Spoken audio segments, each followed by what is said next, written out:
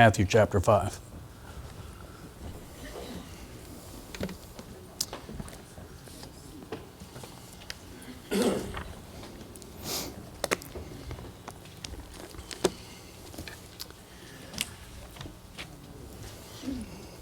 And while we're confessing, I've snuck up on you guys. About this time last year, we did what we called the greatest hits, if you remember that. And the idea of greatest hits was we picked from 1965 till today. We picked songs. I think we chose 15 or 20. We chose years. We chose years out of a hat. You guys picked them and wrote them down. And then we took those years and I preached topically about that, and then we finished with playing the song. That went over pretty well, and I was asked to do that with country music exclusively. And we might do that next year. But what I've done about our fourth or fifth week now is I'm doing greatest hits of Scripture. And so if you think back about 3 or 4 weeks ago when I first started this, we talked about Genesis, and we talked about the first sin, and we talked about Abraham, things of that nature. Today we're talking about the father of Israel. Who do you think that might be? We talked about Abraham. He's the father of our faith.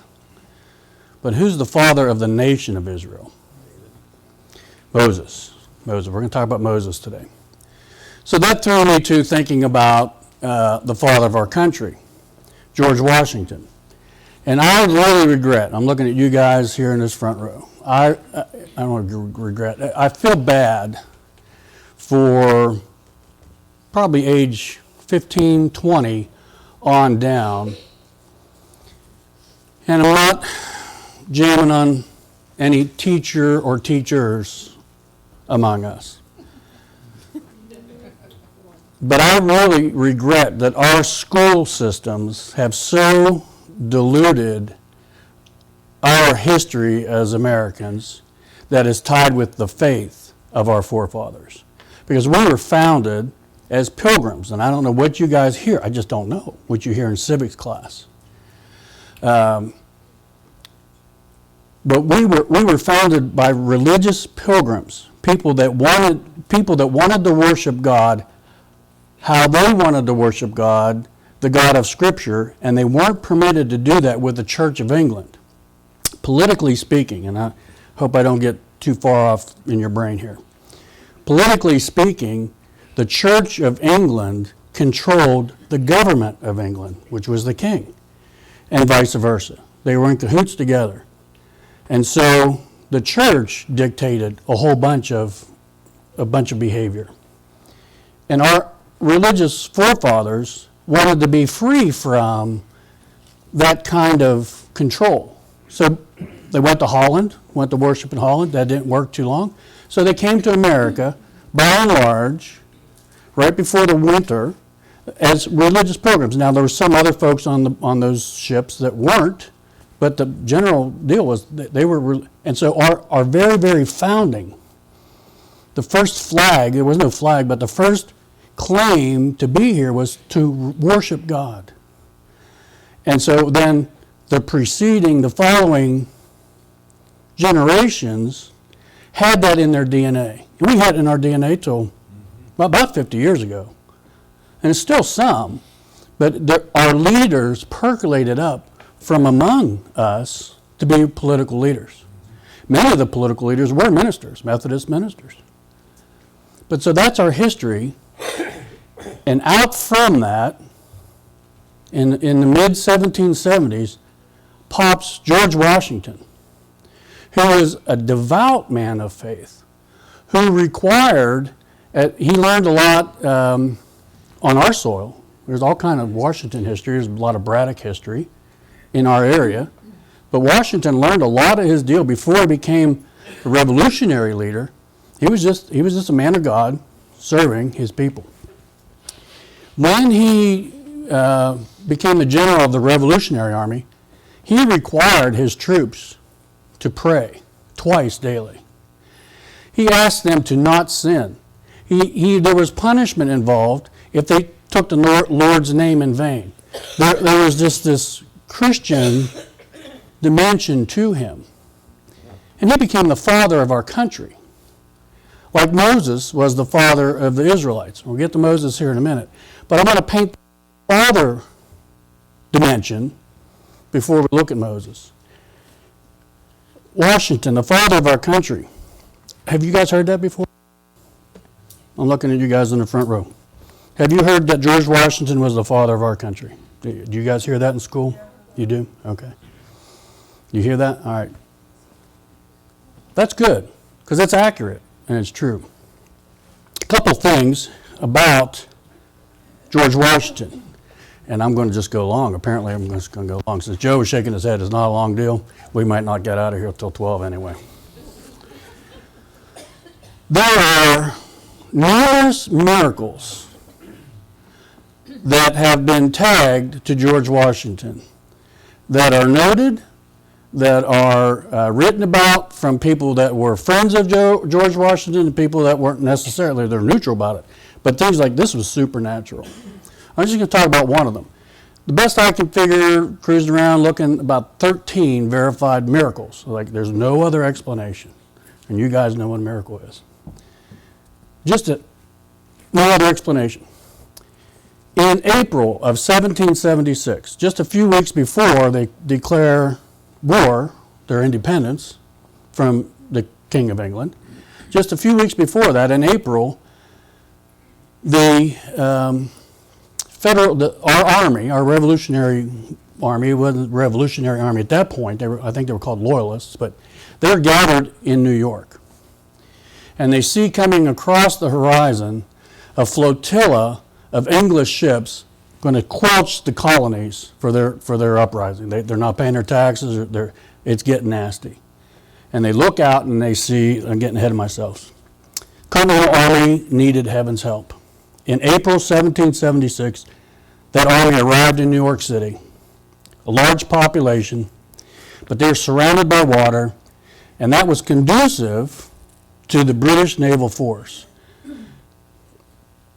British Army, British Navy, by the time you get to the late 1800s, they ruled the world.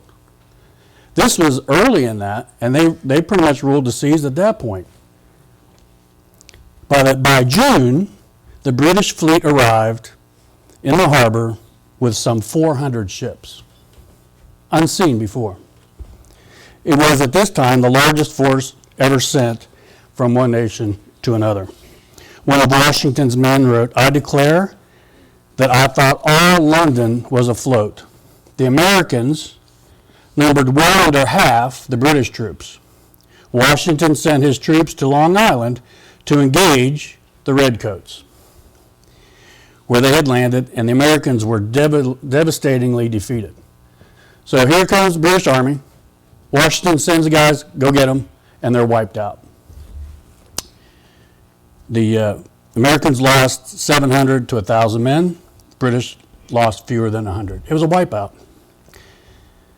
On Friday, May 17th, Washington sends orders to his army. And it's almost Old English, but here you go. Instant to be observed as a day of fasting, humiliation, and prayer. Humble. Be humble before your Lord. Humbly to supplicate the mercy of Almighty God, that it would please him to pardon all our manifold or many sins and transgressions, and to prosper the arms of the United Colonies. Do us well, bless us, and finally establish the peace and freedom of America upon a solid and lasting foundation. It must have been a highly unusual sight to see an army fasting and praying regularly. That makes me think Old Testament. And what's Joshua's first battle plan? Circle the city once a day and do what? And then blow trumpets. And then the seventh day do what? Circle it numerous times, blast trumpets, and the walls will fall in. Pretty good battle plan. George Washington's battle plan. Fast and pray and humble yourselves before God that he would bless us.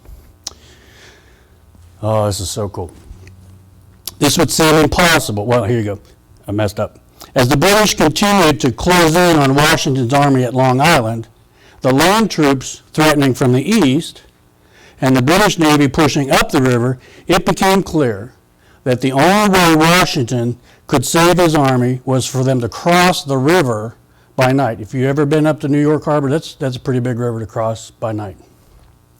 This would seem impossible, with the British Army swarming both land and water. But on the third day, after his decision, Washington turned to General Israel Putnam and declared, "God will prosper us tonight." Indeed, it happened. A miracle happened. A ferocious wind from the north. I've been called a weather geek. I've been called a geek in lots of areas. Weather geek is part of it. A wind in the summertime from the north is unusual. Winds around here, and New York included, generally come from the west, southwest. Now you have a ferocious wind from the north. There's some trees in my road today. There's a wind from wherever it was. I think it was the southwest last night. A wind from the north drives back the British ships.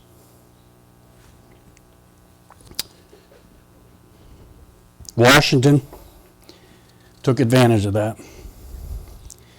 Drove back the British from advancing up the river and intercepting the Americans who were trying to cross. Still, the night ended and the dawn was coming. So they're trying to accomplish this crossing at night with this fierce wind. Most winds calm down at night. 3 o'clock in the morning was our worst winds last night. That's very unusual. Winds usually happen winds are dictated by sun. See, I'm a weather geek. When the sun gets higher and higher, then your winds pick up. If you go to a lake, you go fishing early in the morning, you're pretty calm lake. This wind is driving from the north all night. Then as daybreak comes, they're not quite across. What happens? The night ended and the dawn was coming with a substantial number of American troops needing to make it off Long Island and cross the river. David McCullough writes, troops in substantial number, a whole bunch of them, had still to be evacuated, and at the rate things were going, it appeared day would dawn before everyone was safely removed. But yet again, the elements interceded. God interceded. This time in the form of a pea soup fog. You ever been through deep fog? Talked to my wife about driving our 2 toddlers across the ridge going back home in a pickup truck, a Ford beat-up pickup truck.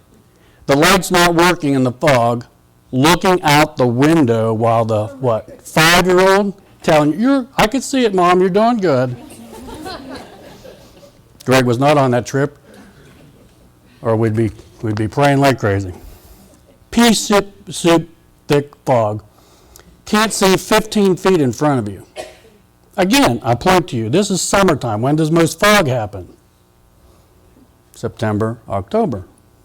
So this is not usual. It is called a peculiar, providential occurrence. Manifestly providential. Very favorable to the design. An unusual fog, a friendly fog, an American fog. A fog sent by God. I could scarcely see a man 15 feet in front of me. As daylight came, the fog held, covering the entire operation, just as the night was protected. On the New York side of the river, no fog at all. That's a prolonged setup to say this. The father of our country had providence of God with him. The father of our country, the father of our faith, Moses, had God's providence with him. So when you look at Matthew chapter 5, we're going to look at some of the explanations that let Israel say that, you know what? Moses is our father. Jesus is our father. It would be preposterous for us to say that there is someone else that could step in to the role of George Washington. He is the father of our country. This is a political country that is, 300, 400 years in existence here on the soil. Do the math. Not just a few hundred years. When Jesus comes along, the nation of Israel is 2,000 years old? And people are going to say, forget about Moses. Or not forget about him, but more than Moses, Jesus is our Father. So here's what happens. Jesus comes on scene. Look in the outline. The rabbis viewed Moses as the model for Messiah. When Messiah comes, he's going to look a lot like Moses. That's a fancy way of saying that. Moses modeled for us what Messiah will look like. Do you think Jesus looked like Moses? I don't think so. But look at the comparisons. Look at the allusions. Jesus. I have a list. Jesus, Matthew, Luke, John, and Paul. And then we're done. Right? Kind of. Running up against time, Joe. Matthew chapter 5. 5, 6, and 7. Raise your hand if you have a red letter Bible. Do you see all the red ink on that Bible? This is what? This is the Sermon on the Mount. This is his declarative opening sermon. This is early in his ministry. And here's what he says. And if you'll just look at verses, look at 5:17. He's just finished up talking about salt and light. And then look at verse 17. It says, do not think, don't you dare think, that I have come to abolish the law or the prophets. I haven't come to eliminate Moses, right? Moses was the giver of the law. I mean, God was the giver, but Moses brought it down, right, from the mountain. Don't think I've come to just blow off Moses. No. I have not come to abolish them, but to fulfill them. Drop down to verse 21. Are you with me? I get the feeling that people are kind of drifting. Are you with me? Jesus arrives as an adult, and he's basically saying, I haven't come to eliminate Moses. I've come to fulfill that. So then you go down to verse 21. It says, you have heard, right? Look what it says. You have heard. Where have they heard that? Who gave that? Moses. You've heard from Moses. You've heard from George Washington. You've heard years and years and years and years. Look at verse 22. But I tell you, what? What?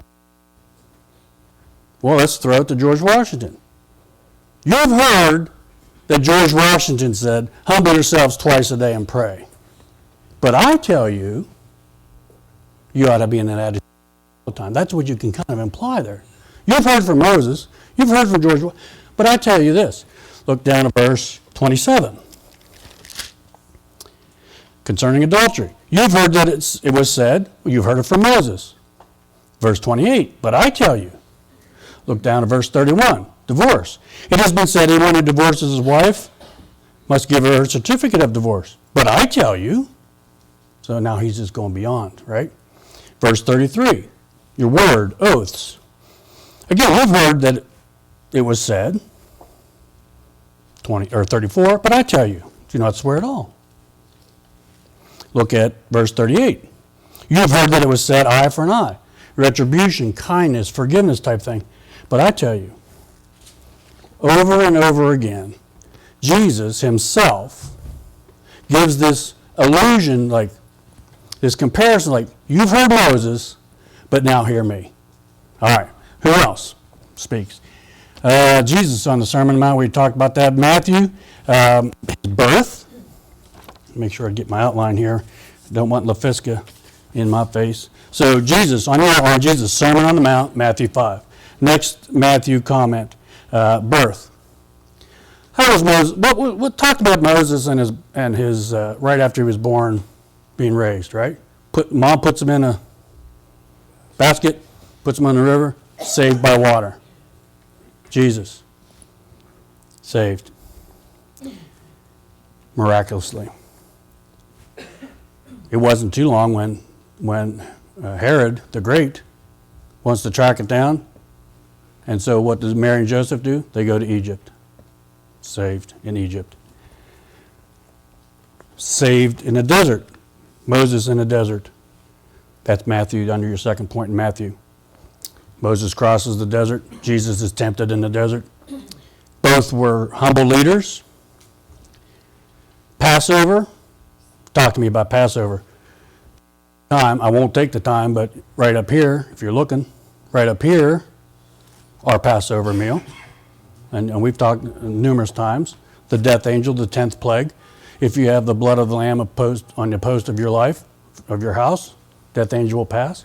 If you have the blood of the lamb applied to your life, death angel will pass, and you'll have life.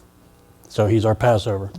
Luke, transfiguration. I want you to turn real quick to Luke chapter 9. Luke chapter 9.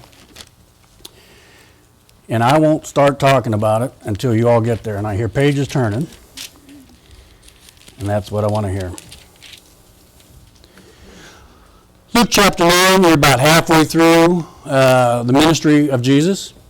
You have some followers. You have the disciples that will become the apostles. They're chosen. They're following him. You have some of the dynamics you're beginning to see pretty good.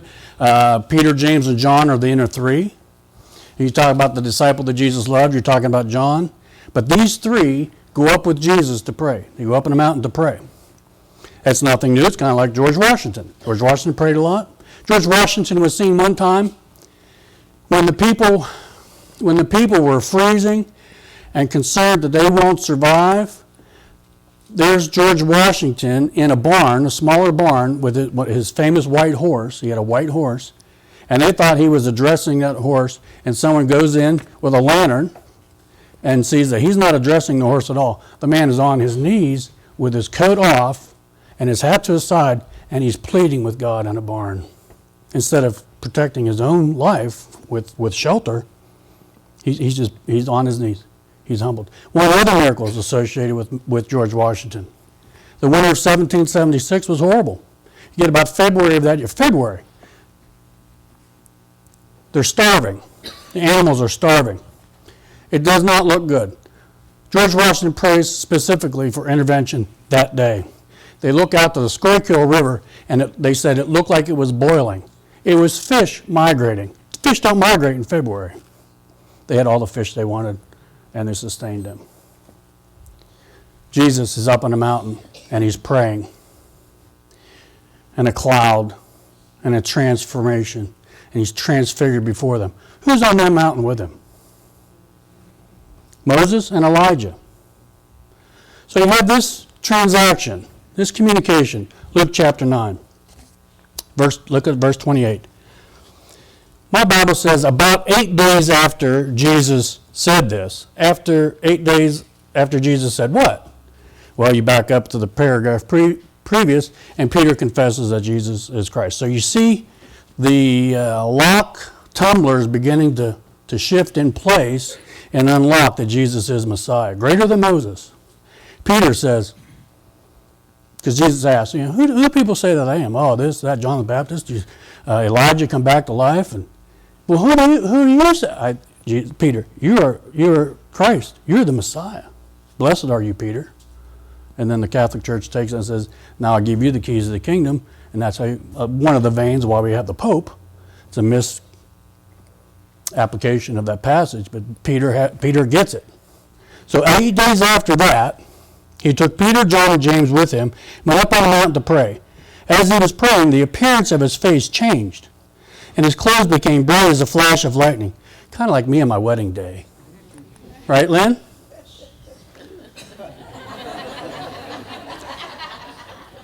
You woke her up. Thought I'd get an amen, Kevin. Didn't happen. As he was praying, the appearance of his face changed, and his clothes became bright as a flash of lightning. Two men, Moses, Jesus greater than Moses, and Elijah, appeared in glorious splendor, talking with Jesus. They spoke about his departure, which was about to bring the fulfillment at Jerusalem, bring to fulfillment. Peter and his companions were very sleepy. That tells me they're up all night praying. I imply that. I conclude that. But when they became fully awake, they saw his glory and the two men standing with him. As the men were leaving Jesus, Peter said to them, Master, it's good for us to be here. Let us put up 3 shelters, one for you, one for Moses, one for Elijah.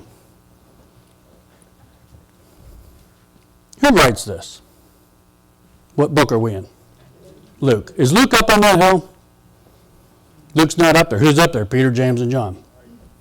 What's Luke's occupation before he becomes a disciple? He's a physician.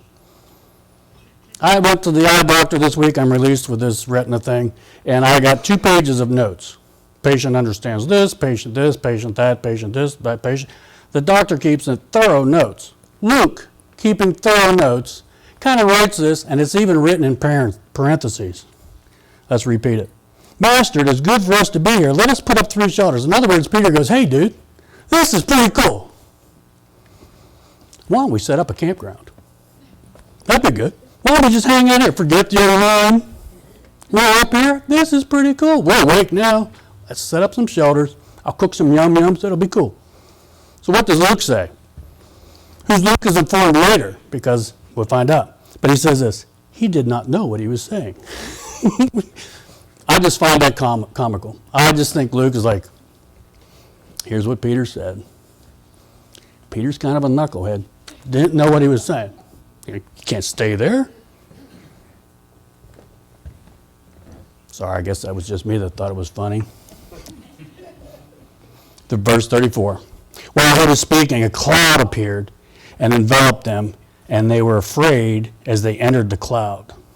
A voice came from the cloud, saying what? Saying Moses is greater than Jesus. George Washington is greater than anybody else. It says, this is my son, whom I have chosen. And then it goes into this.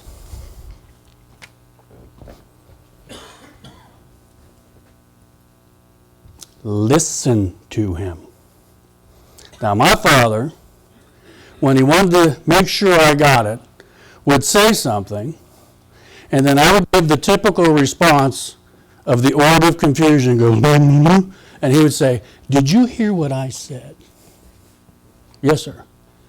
Say it back to me.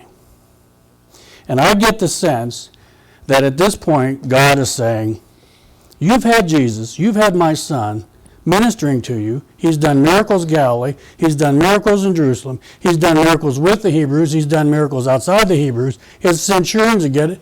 Roman leaders want to kill him. I'm telling you, this is my son. Listen to him. Sometime in the past few days, I was teaching some young people something, and the mother and father were there. And I'm coaching them up, and I'm talking. And the 2 kids were just not really listening. And the father of this family said, did you even hear what Greg just said to you? And that just percolates off this passage. It's like, you have God with you, my son. That's a unique setup. And you're not listening.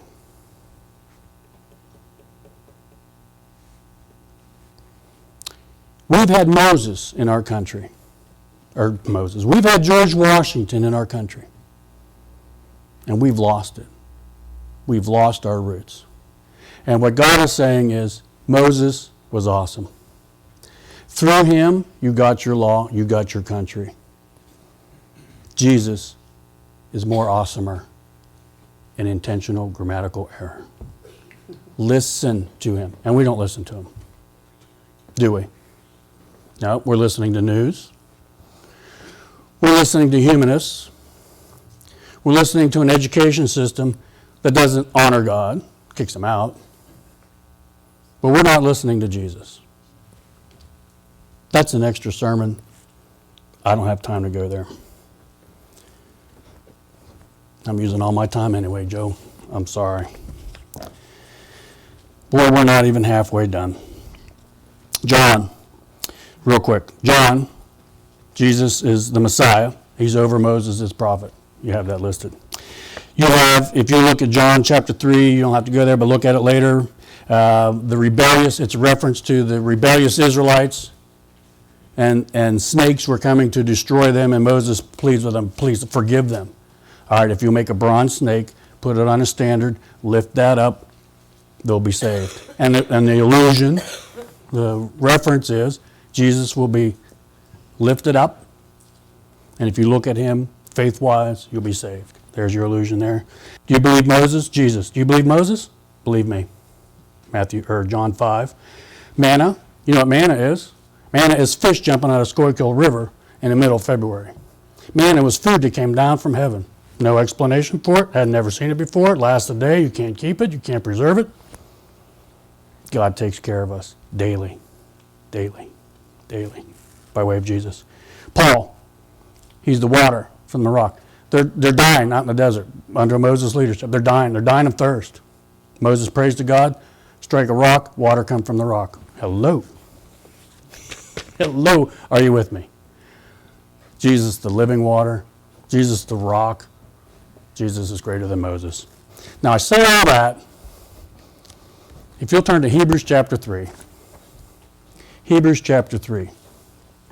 You have Matthew, Mark, Luke, John. You have all the epistles. You're getting real close to the end of the New Testament. And you have Hebrews chapter 3. I'm going to wait for you to get there because all I've said in the last half hour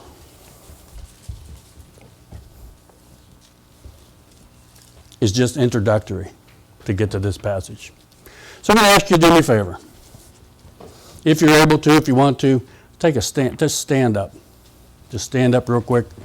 Give your bodies a rest. Very good. We have Melissa coming forward. Anybody else this morning? Anybody else? All right. All right, you may be seated. I do that. I have you stand because... Catholic Church. Yeah, and kneelers.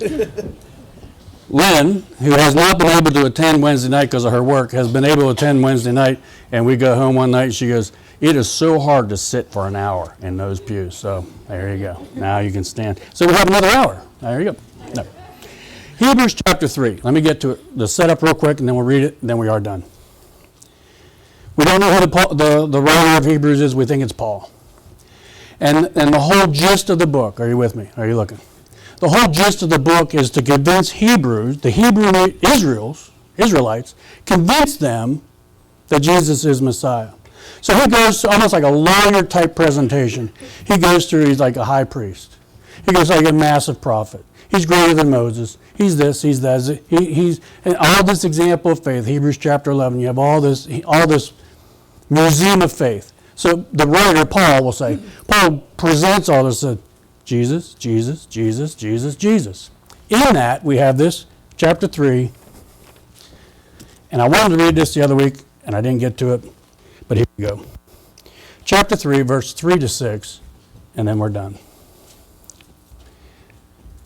Jesus has been found worthy of greater honor than Moses.